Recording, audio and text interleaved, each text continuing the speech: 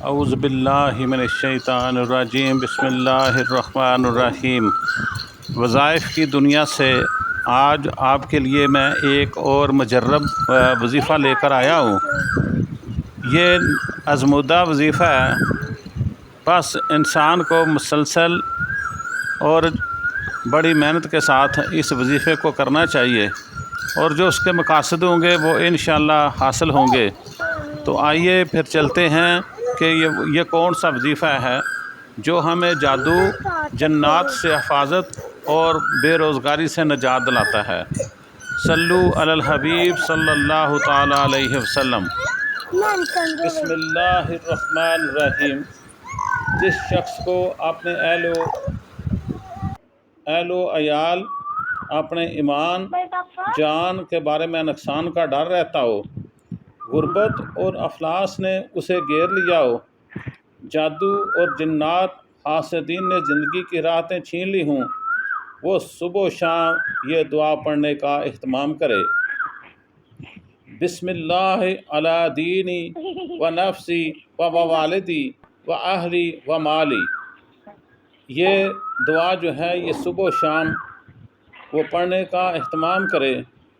اللہ تعالیٰ اس شخص کے اپنے ایمان کو، اس کی اپنی جان کو، اس کے تمام اہل و عیال کو، جس کا اسے نقصان کا ڈر رہتا ہے، انشاءاللہ اس سے نجات دلائیں گے۔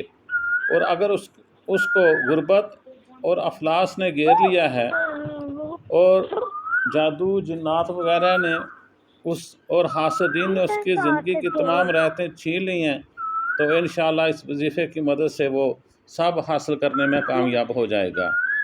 انشاءاللہ اللہ پاک ہر چیز سے اس کی حفاظت فرمائیں گے، ہر مشکل میں راحت، اور بالخصوص ان 5 چیزوں میں تو خوب خیر و برکت عطا فرمائیں گے۔ وہ 5 چیزیں کون سی ہیں؟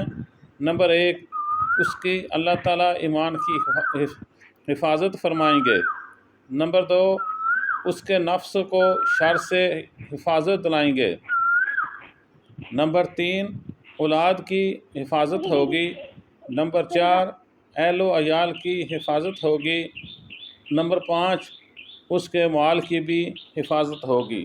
بس آپ نے یہ وظیفہ کرنا ہے، یہ بہترین توڑ ہوگا جادو کا، جنات کا، حاسدین کے شر سے انشاءاللہ حفاظت ہوگی، غربت اور بے روزگاری کا خاتمہ ہوگا۔